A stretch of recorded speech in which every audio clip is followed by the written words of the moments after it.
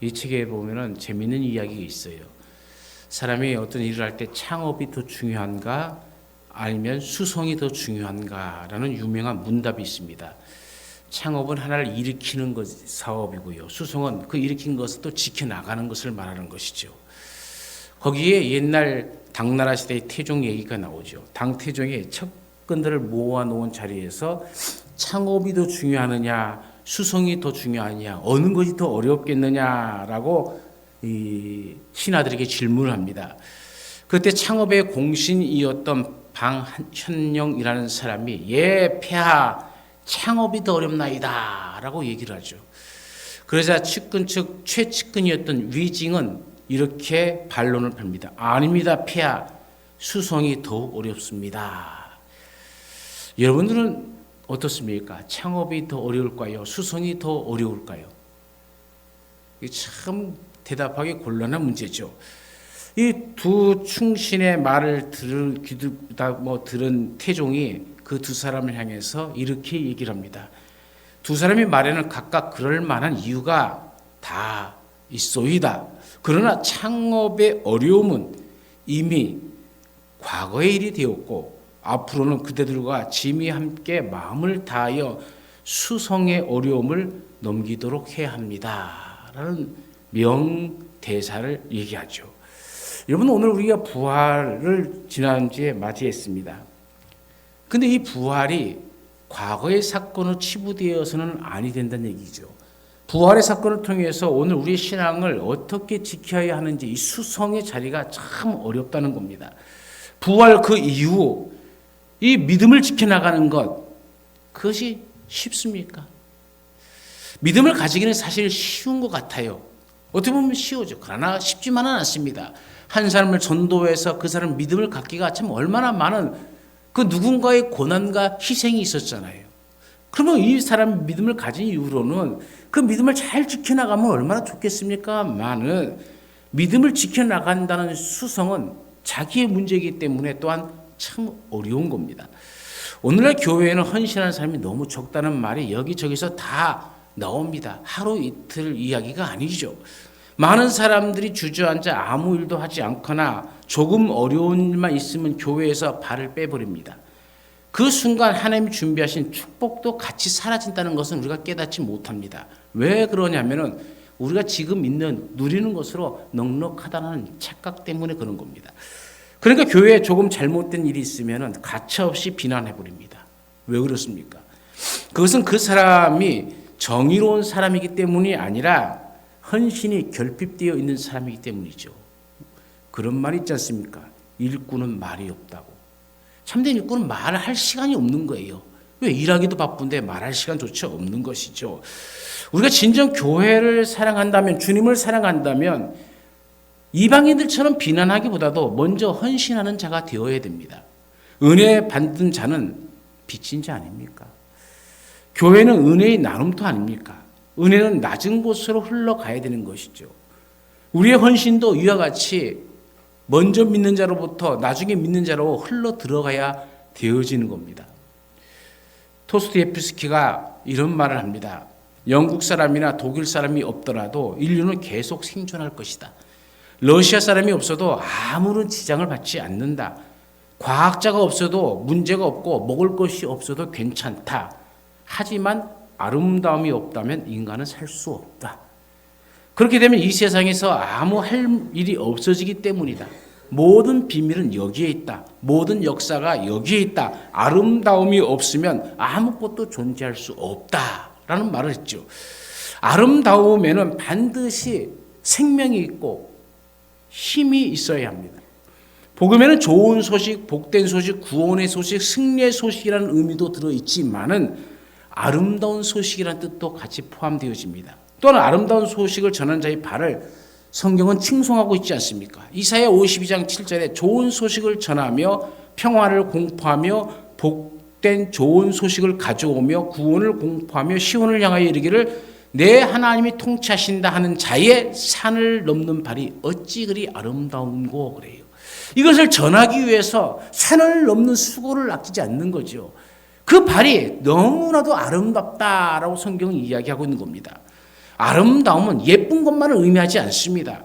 아름다움에는 반드시 생명이 있고 힘이 있어야 되잖아요. 여러분, 이 지금 꽃 우리가 이쁘게 장식되어 있죠. 이 꽃을 뭐라고 그러는지 아세요? 생화라고 얘기해요. 근데 진정 생화입니까? 이게 다음 주면 시들어 버릴 거예요. 그런데도 오늘 이 생화를 이렇게 놓는 이유는 우리 교회에 저 뒤에 그 보면 조화가 있어요. 여러분, 조화와 생화의 차이가 무엇이 있습니까? 결국 생명력 아닙니까? 생명이 있느냐 없느냐이죠. 생명이 있는 것은 아름다운 것이고요. 그 아름다움 위해서는 반드시 생명이 있어야 되는 것이죠. 생명은 힘을 얘기합니다. 여러분, 이 장미가 꽂혀 있지만 지금 밑둥지에 잘려져 있지만은 이 안에는 생명이 있어요. 그래서 여러분, 이 꽃이 좀 시들 때에 장미 꽃이 이뻐가고 이 꽃을 키우고 싶은 사람은 알로에를 조금 뚝 잘라갖고 이것을 가로지로 이렇게 비듬이 자른 다음에 알로에 꽂고 화분에 딱 심어 놓으면 다시 뿌리가 내리고 꽃이 펴요. 제가 가르쳐 주는 거예요. 왜 그렇습니까? 생명이 있기 때문에 그래요. 그러나 저 좋아하는 생명이 없어요. 잘라놓고 아무리 알로에 꽂아놓고 영양분을 아무리 줘도 저거는 아무런 생명력이 없어요. 그래서 좋아하는 아름다움이란 말을 하지 않는 겁니다. 예수 그리스도처럼 아름다운 것이 어디에 있겠습니까? 진리와 함께 표현되어 참된 아름다움, 우리가 추구하는 아름다움, 그것이 뭡니까? 결국 우리가 참 생명이신 예수 그리스도 아닙니까? 이 아름다움은 모든 인류가 추구하는 참되고 영원한 아름다움이죠.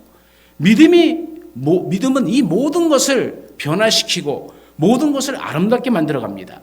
하나님의 창조의 손길이 그 안에, 그 생명력이 그 안에 있기 때문이죠. 오늘 본문은 부활하신 예수님께서 막달라 마리에게 보이시면서 마리에게 부활하신 사실을 제자들에게 전하라 하는 말씀으로 요한복음 20장이 시작이 되어집니다. 그리고 오늘 본문은 이렇게 시작하죠. 19절부터 20절에 이날 곧 안식 후 첫날 저녁 때에 제자들이 유대인들을 두려워하여 모인 곳에 문들을 닫았더니 예수께서 오사 가운데 서서 가라사대 너희에게 평강이 있을지어다.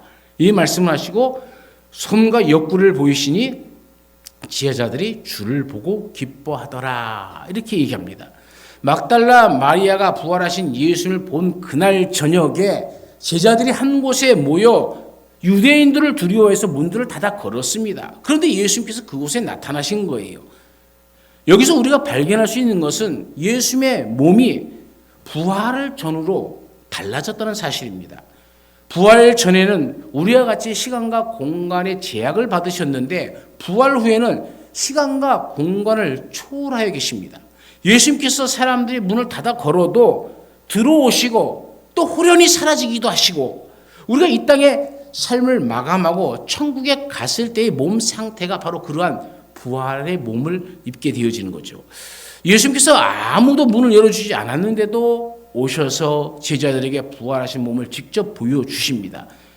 지금 예수님께서 그런 모습으로 오늘 우리 가운데 이곳에도 계시고 동시에 주의 이름을 부르는 그 어느 곳이든지 계시는 분이죠.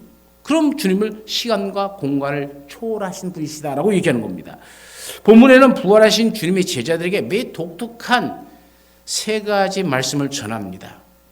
그래서 제가 오늘 설교 제목을 무엇으로 할까 하다가 꼭 하고 싶은 말씀으로 전했어요.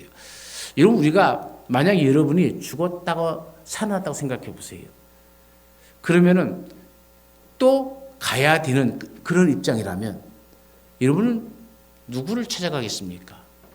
그리고 무슨 말을 하겠습니까? 아마 가장 중요한 말씀을 하지 않을까요? 이제 너에게도 시간이 얼마 남지 않았다. 그러니 너는 이렇게 살아라 하는 것이 바로 오늘 본문입니다. 그 첫 번째 메시지가 너에게 평강이 있을지어다입니다. 죄인들의 특징은 한마디로 불안해하는 겁니다. 인간은 항상 불안해합니다. 고통, 또 많은 위험들, 질병, 죽음 이런 것들에 대해서 불안해하죠. 심지어 아무 탈 없이 모든 것들이 잘 되어가도 불안해하는 거예요. 모든 것이 잘 되어가는데 불안해합니다. 인간 자체가 불완전한 존재이기 때문에 그래요. 따라서 인간은 본능적으로 불안과 공포를 벗어나서 평강을 원하죠. 요한복음 14장 1절에서는 예수님께서 십자가 지시기 전에 제자들에게 너희는 마음에 근심하지 말라. 하나님을 믿으니 또 나를 믿으라 라고 말씀하셨죠. 이어서 27절에 보면은 평안을 너희에게 끼치노니 곧 나의 평안을 너희에게 주노라. 내가 너희에게 주는 것은 세상이 주는 것 같지 아니하니라. 너희는 마음에 근심도 말고 두려워하지도 말라. 오늘 주님은 우리에게 동일하게 이와 같이 말씀하시지 않겠습니까? 너희는 마음에 근심하지 말아라. 하나님을 믿으니 또 나를 믿어라. 내가 진정한 평강을 너희에게 줄 것이다. 이 평강은 세상에 주는 것이 아니라 하나님께서 주시는 것이다. 땅의 평강이 아니라 하늘의 평강이다. 순간적인 평강이 아니라 영원한 평강이다. 너에게 가장 필요한 것이 마음의 평강이구나. 내가 이것을 너에게 준다. 라고 말하지 않겠습니까? 인생에서 고독, 실패, 절망, 저주, 죽음 등으로 불안해하는 사람들에게 평강을 준다고 약속하는 것이죠. 왜 제자들이 문을 꼭꼭 닫고 있습니까? 불안 때문에 그런 거죠. 죽음 때문에 그런 거죠. 죽음의 공포 때문에 그런 겁니다. 이것을 이기지 못하는 겁니다. 그러니까 유대인들이 자기들을 찾아서 잡아 죽일까 봐 문을 꼭꼭 닫고 있는 겁니다. 그 불안의 결과죠. 이런 불안에 떨고 있는 제자들에게 주님은 찾아오셔서 너희에게 평강이 있을지어다 라고 이야기하는 것이죠.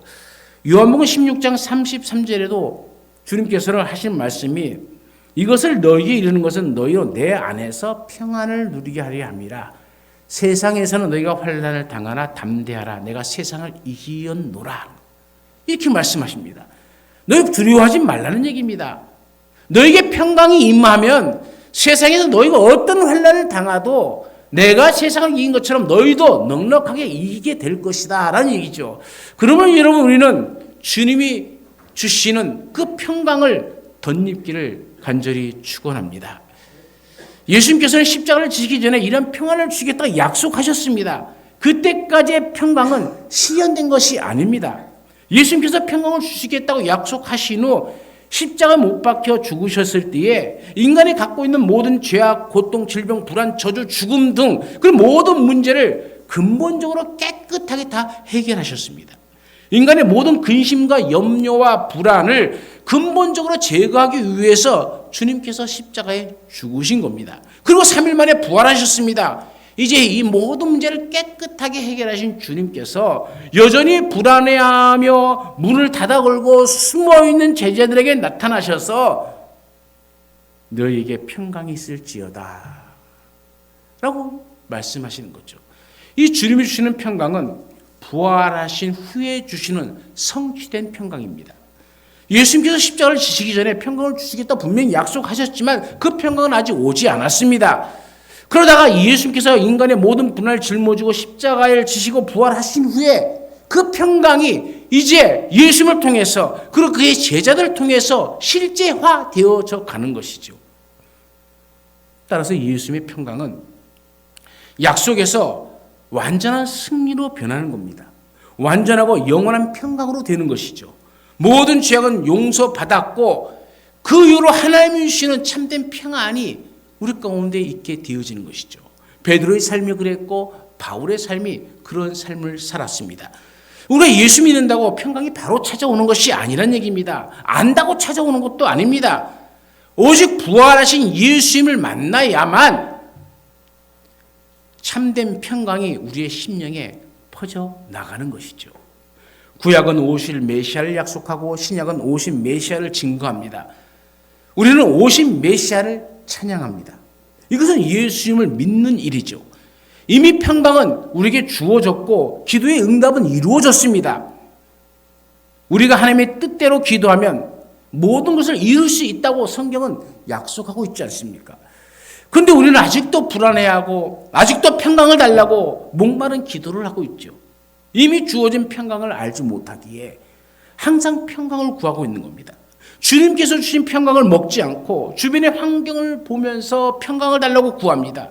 부활하신 예수를 믿는다면 이미 평강이 우리에게 주어졌음을 알아야 되는데 우리 안에 있는 이 고난과 위기와 불안을 이길 수 있는 평강이 우리 가운데 있는데 우리는 이 사실을 증거하지도 선포하지 못하고 살아가고 있는 거죠.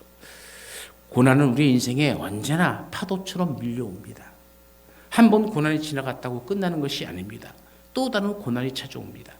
인생이 죽을 때까지 고난은 계속적으로 쓰나미처럼 밀려옵니다. 우리는 우리 인생에서 이런 문제를 피할 생각을 하지 말아야 됩니다. 문제를 없애달라고 기도하는 것은 바보 같은 짓이죠. 한 가지 문제가 지나면 또 다른 문제가 닥쳐오는 것이 우리의 인생 경험 아닙니까? 문제가 없어지는 것이 중요한 것이 아니라 정말 중요한 것은 문제를 이기는 겁니다. 태풍이 불고 바람이 아무리 불고 비바람이 친다 할지라도 평강이 그 안에 있는 사람은 그 모든 문제를 넉넉히 이기고 두려워하지도 않습니다. 어떤 고난, 위기, 불안, 죽음 앞에서도 담대히 말설 수 있는 평강, 이 주님이 주는 평강이 오늘 우리 10년 가운데 가득가득 채워지기를 간절히 축원합니다. 두 번째 메시지는 너희를 보내노라는 것입니다. 21절에 예수께서 또 이르시되 너희에게 평강이 있을지어다. 아버지께서 나를 보내신 것 같이 나도 너희를 보내노라 라고 말씀하죠. 부활하신 예수님께서 다시 한번 너희에게 평강이 있을지어다 라고 강조를 합니다. 그리고 두 번째 메시지를 말씀하십니다. 나도 너희를 보내노라 라는 말씀이죠. 이제 모든 문제들이 해결됐으니 가라라는 겁니다. 곧 파송을 말하는 것이죠. 그리스도인들에게 평강이라는 축복이 주어지고 그 다음에 따르는 것이 파송입니다. 하나님께서 우리에게 건강을 주신 이유가 무엇일까요? 곧 하나님의 일을 하라는 뜻입니다. 하나님께서 우리에게 경제력을 주신 이유는 무엇일까요?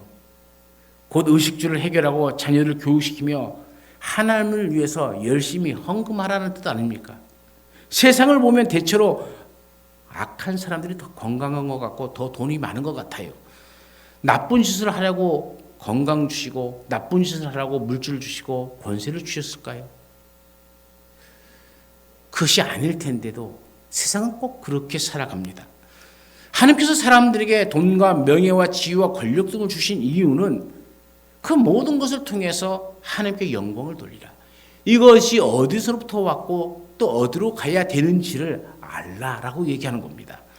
오늘 우리가 이 자리에 모여 있는 것은 하나님의 일을 하기 위함이죠. 세들백 교회 릭 워렌 목사님이 그런 말을 했어요. 군대의 능력은 식당에 앉아서 밥을 먹는 사람이 몇 명인가에 달려있지 않고 총을 들고 전쟁터에 나가는 사람이 얼마나 되는가에 달려있다. 그렇다고 한다면 하나님의 교회의 아름다움도 몇 명이 앉아서 예배 드리느냐에 달려있는 것이 아니라 얼마나 많은 사람들을 파송하느냐에 달려있다. 그게 바로 교회의 능력이다. 여러분 얼마나 많은 일꾼들을 파송했느냐 이것이 중요합니다. 발 마사지를 중요하게 생각하는 사람들의 말을 들어보면 발에는 인체의 모든 건강이 다 있다고 하죠. 손을 중요시 여기는 사람은 또 손의 모든 인체의 경락이 다 있다고 얘기합니다. 어떤 사람은 귀를 연구하는 사람도 또 귀에 다 있다고 설명을 하죠.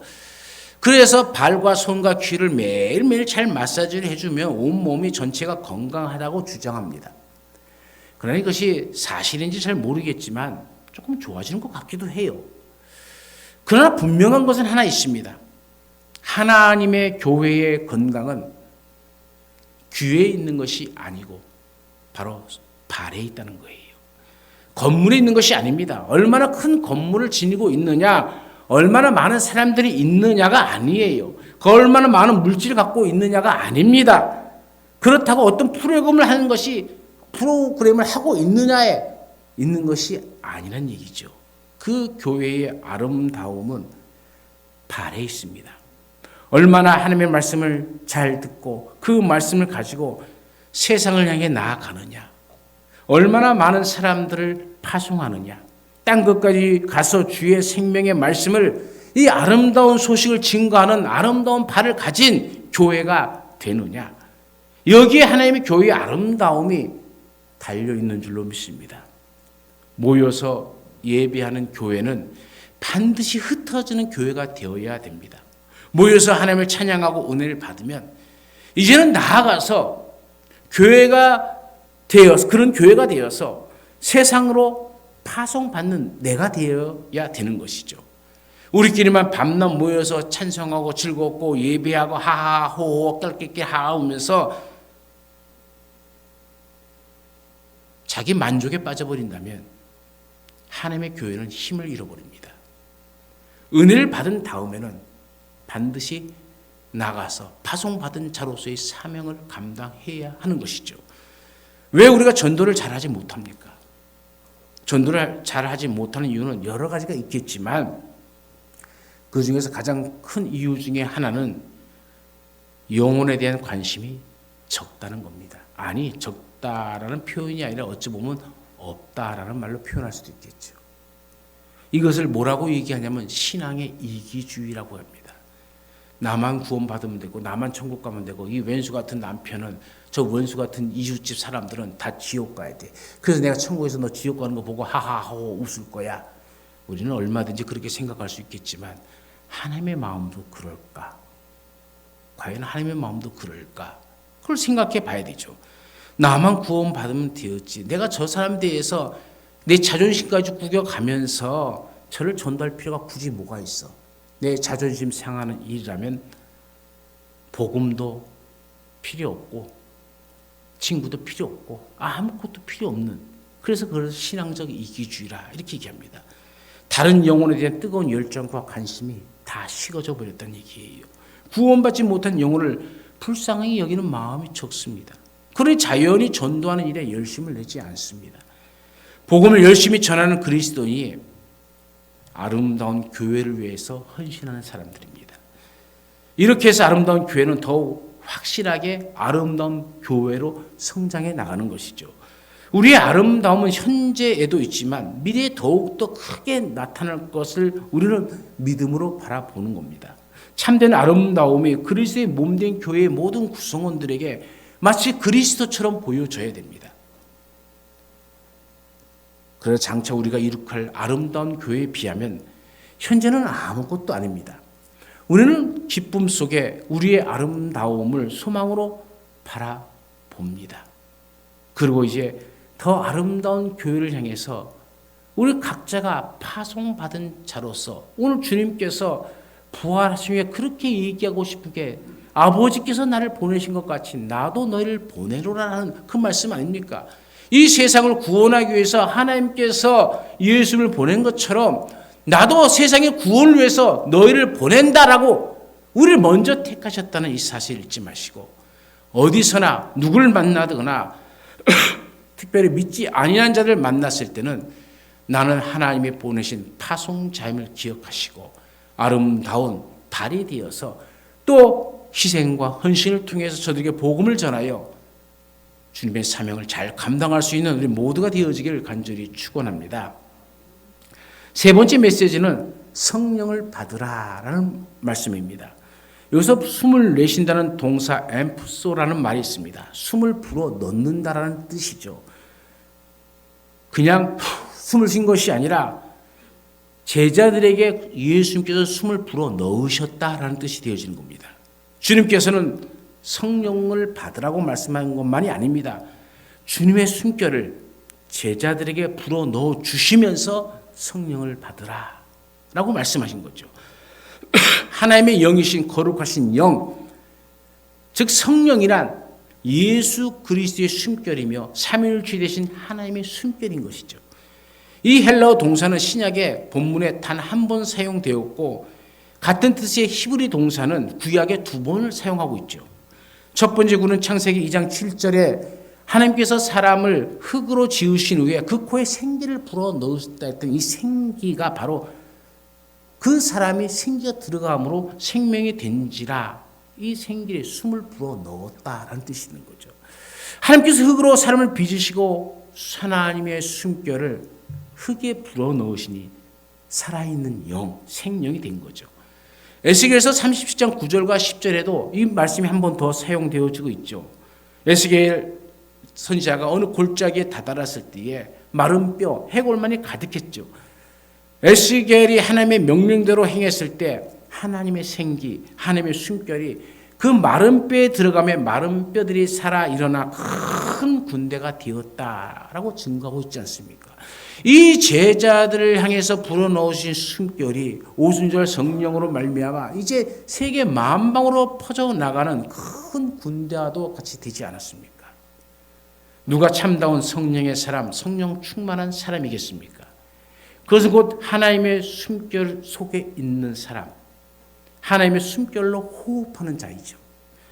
하나님의 숨결은 영원한 숨결이고 진흙을 생명으로 마른 뼈를 군대로 변화시키는 창조의 숨결이고 전능하신 숨결이기 때문에 그렇습니다. 그 영원하신 하나님의 숨결 속에 있을 때에 겁쟁이가 평강의 사람이 되어지고 배신자가 참 제자로 변화되어지는 겁니다. 전도서 1장 1절은 이렇게 이야기합니다. 전도자가 가로되 헛되고 헛되며 헛되고 헛되니 모든 것이 헛되도다. 이것이 바로 그 유명한 솔로몬의 고백이죠. 솔로몬은 지혜와 부귀영화의 상징 아닙니까? 그럼에도 인생이란 너무나도 헛되고 헛되다라고 탄식을 합니다. 여기서 중요한 것은 헛되다라는 이 말입니다. 하발이라는 히브리 동사입니다. 숨결을 나타내는 히브리 헤벨에서 유래된 말이 하발입니다. 이때 숨결 하발이란 말은 두말할 것도 없이 하나님의 숨결이 아니라 인간의 숨결, 호흡을 얘기하는 겁니다. 인간이 자신의 숨결을 의지할 때에 그 인생은 부귀 영화와 주진 육립 속에 빠져 있다 할지라도 헛되고 헛되며 헛되고 헛될 수밖에 없음을 이야기하는 겁니다. 인간의 숨결이란 이리저리 흩어져 버리는 헛바람이 까닭이죠. 지금 우리는 모두 살아 있습니다. 그래서 우리는 모두 숨을 쉬고 있죠. 그러나 우리가 지금 내뱉고 있는 이 숨결은 어디에 남아 있습니까? 내뱉는 즉시 우리의 숨결은 흔적도 없이 사라져 버릴 뿐이죠. 헛된 것이죠. 생명이란 곧 호흡이요. 호흡이란 숨결일진데 우리의 인생이 지금 헛바람이 되어서 매 초마다 이리저리 헛되어지고 헛되어질 수밖에 없다는 겁니다. 이처럼 형체도 없이 순식간에 사라져버릴 헛바람을 의지하는 인생이 어찌 헛되고 헛되며 헛되고 헛되지 않을 수 있겠습니까? 이미 헛된 숨결로야 누구를 제대로 사랑할 수 있고 무슨 가치 있는 일을 행할 수 있으며 어찌 영혼을 지향하며 나아갈 수 있겠습니까?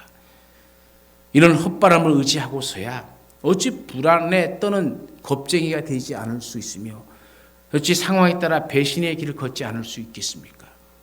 그러나 이 아침 주님께서는 우리를 향해서 주님의 숨결을 불어넣어 주시면서 성령을 받으라 라고 말씀합니다. 죽음을 깨뜨리고 부활하신 주님의 그 영원한 숨결, 진흙을 생명으로 만드신 그 창조의 숨결, 마른 뼈를 군대가 되게 하시는 그 전능하신 사랑과 생명의 숨결을 우리가 받아야 되는 거예요. 주님의 숨결 속에 인생의 모든 해답이 실려 있는 겁니다. 주님의 숨결 속에서 사랑지 못할 사람이 없고 주님의 숨결이 곧 사랑이죠. 주님의 숨결 속에는 두려울 것이 없습니다. 주님의 숨결 속에서는 평강이 있습니다. 주님의 이 숨결 속에는 진리의 사람이 되지 않을 수가 없는 거죠. 주님의 숨결이 진리 그 자체이기 때문에 그렇습니다. 주님의 숨결 속에서는 능치 못할 일이 없습니다.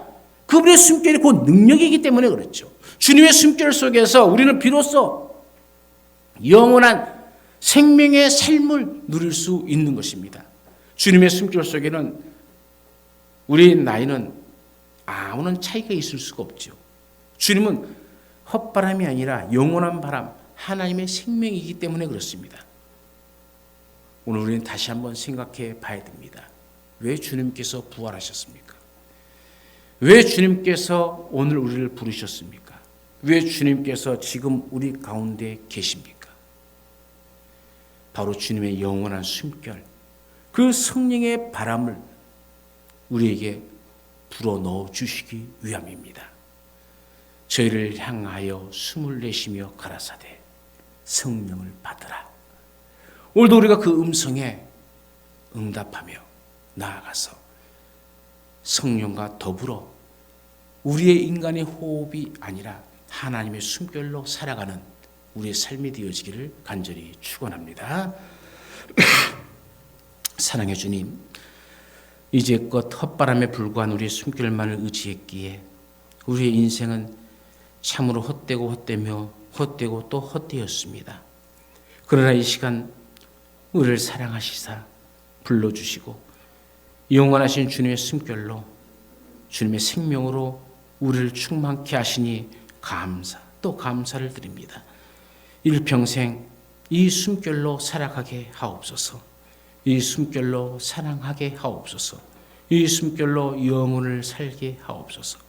이 숨결로 사는 우리의 삶이 진정 하나님 보시기에 아름다운 성령 충만한 삶이 되게 하옵소서. 하나님 아버지, 주님의 능력이 주의 사랑하는 자녀들을 통해서 이 땅 가운데 더욱 강력하게 나타나게 하옵소서. 너에게 평강이 있을지어다. 나도 너희를 보내노라. 성령을 받으라는 부활의 말씀에 더욱더 주님을 찬양하며 주님과 함께 호흡하는 우리의 인생이 되게 하옵소서. 언제나 함께 하시는 예수님의 이름으로 기도드리옵나이다. 아멘.